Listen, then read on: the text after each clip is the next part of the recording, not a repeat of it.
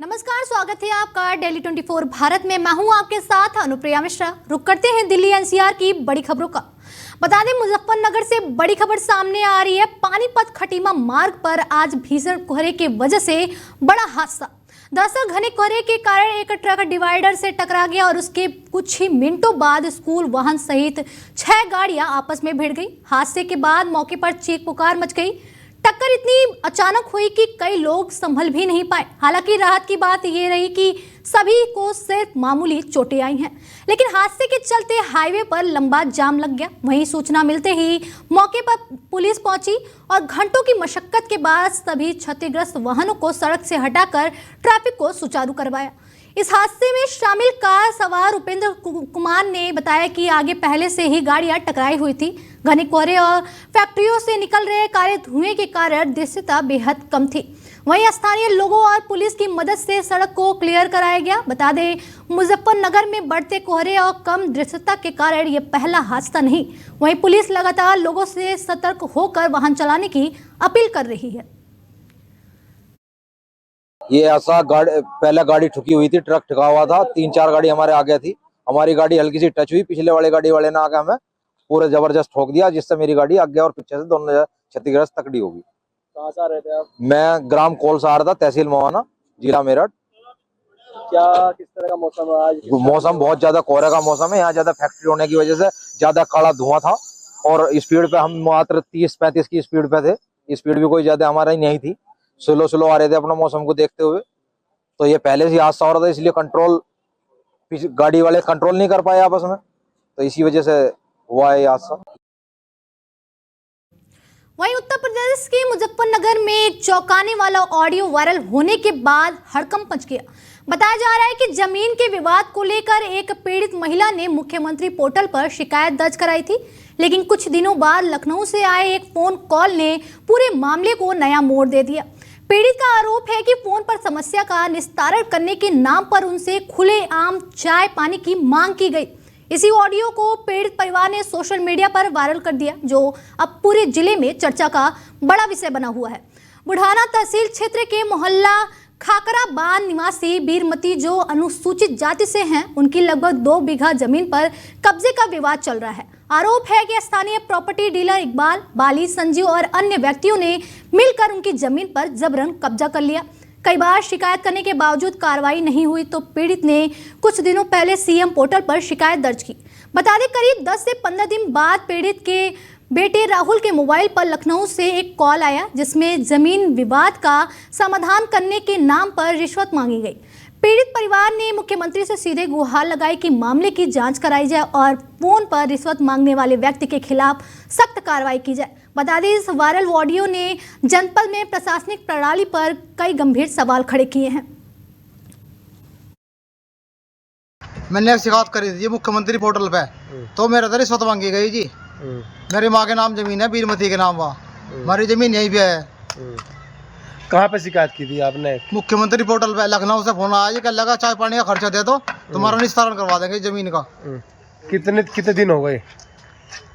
8-7 दिन हो गए जी, फोन आया था। अब आप मुख्यमंत्री पोर्टल पे आपने शिकायत की, उसके बाद वहाँ से भी आपके पास फोन आया कि चाय पानी का पैसे दे दो। इस पर आप सरकार से, योगी सरकार से क्या रिक्वेस्ट करोगे? योगी सरकार में कह रहे हैं कि कितनी रिश्वतखोरी चल रही है आजकल तुम्हारी सरकार में भी। मैंने एक शिकायत करी थी मुख्यमंत्री पोर्टल पे, तो मेरे तरह रिश्वत मांगी गई जी। मेरी माँ के नाम जमीन है, बीरमती के नाम, वहाँ हमारी जमीन यहीं पे है। निस्तारण करवा देंगे जमीन का। कितने दिन हो गए? 8-7 दिन हो गए जी, फोन आया था। अब आप मुख्यमंत्री पोर्टल पे आपने शिकायत की, उसके बाद वहाँ से भी आपके पास फोन आया कि का पैसे दे दो। इस पर आप सरकार से, योगी सरकार से क्या रिक्वेस्ट करोगे? योगी सरकार में कह रहे हैं कि कितनी रिश्वतखोरी चल रही है आजकल तुम्हारी सरकार। बता दें, नोएडा के डीएलएफ मॉल ऑफ इंडिया में एप्पल अपना नया और बेहद खास स्टोर खोलने जा रहा है। 11 दिसंबर को लॉन्च होने वाला यह स्टोर नोएडा का पहला और उत्तर भारत का दूसरा और देश का 5वां एप्पल स्टोर होगा। बताया जा रहा है कि इस नए स्टोर में ग्राहकों को आईफोन 17 सीरीज, आईपैड प्रो और मैकबुक प्रो 14 इंच जैसे एप्पल के लेटेस्ट और प्रीमियम गैजेट्स देखने और खरीदने की सुविधा मिलेगी। सिर्फ इतना ही नहीं, नोएडा का यह स्टोर टेक लवर्स के लिए एक हब बनने जा रहा। यहाँ टुडे एट एप्पल सेशन भी आयोजित किए जाएंगे, जिसमें लोग नए तकनीक, एडिटिंग, फोटोग्राफी और डिवाइस यूज से जुड़ी ट्रेनिंग ले सकेंगे। एप्पल का कहना है कि भारतीय ग्राहक उनके लिए बेहद खास हैं और इस स्टोर के खुलने से नोएडा के साथ साथ पूरे एनसीआर के यूजर्स को बड़ा फायदा मिलेगा। आपको बता दें, भारत में पहला एप्पल स्टोर साल 2023 में खोला गया था, जो दिल्ली और मुंबई में एक साथ लॉन्च किया गया, जिसके बाद कंपनी बेंगलुरु और पुणे में भी अपने स्टोर शुरू कर चुकी है।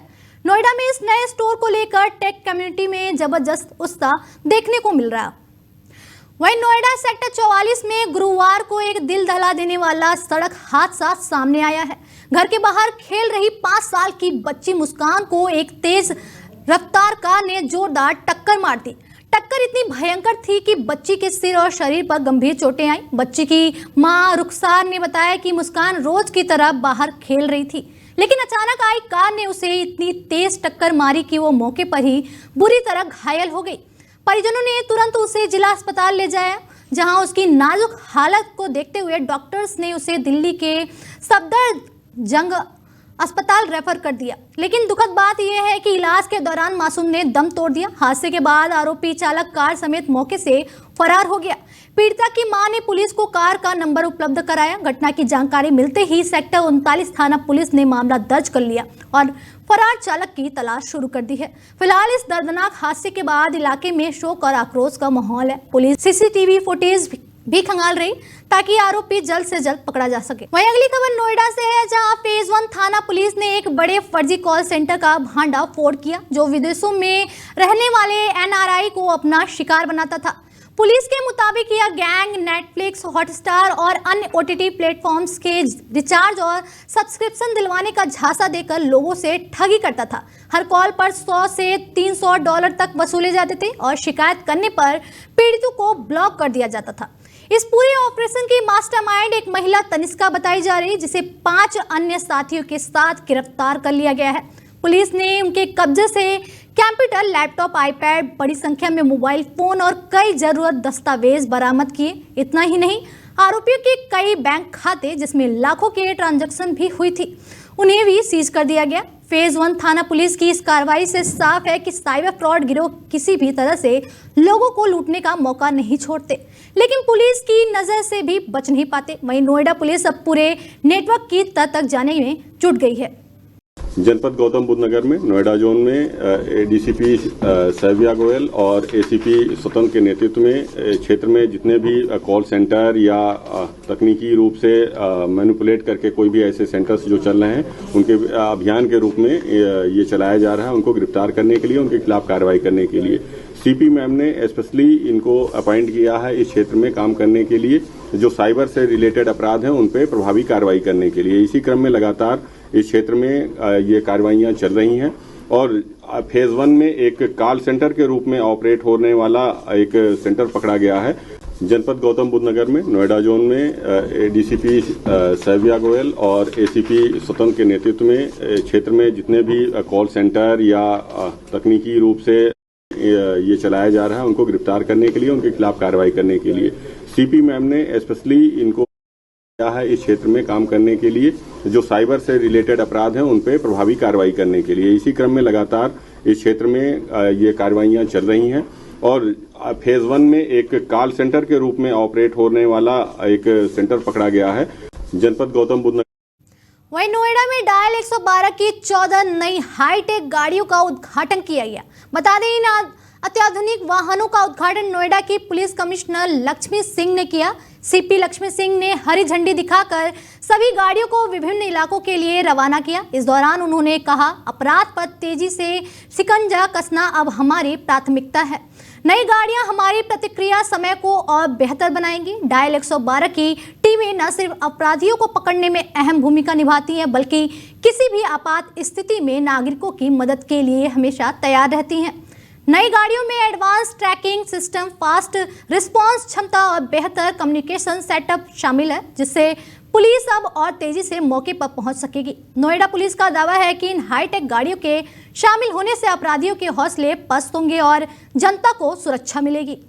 बता दें, आम आदमी पार्टी के राष्ट्रीय संयोजक और पूर्व दिल्ली मुख्यमंत्री अरविंद केजरीवाल 3 दिवसीय गोवा दौरे पर रवाना हो रहे हैं। यह दौरा गोवा में आगामी जिला पंचायत चुनाव को देखते हुए बेहद महत्वपूर्ण माना जा रहा।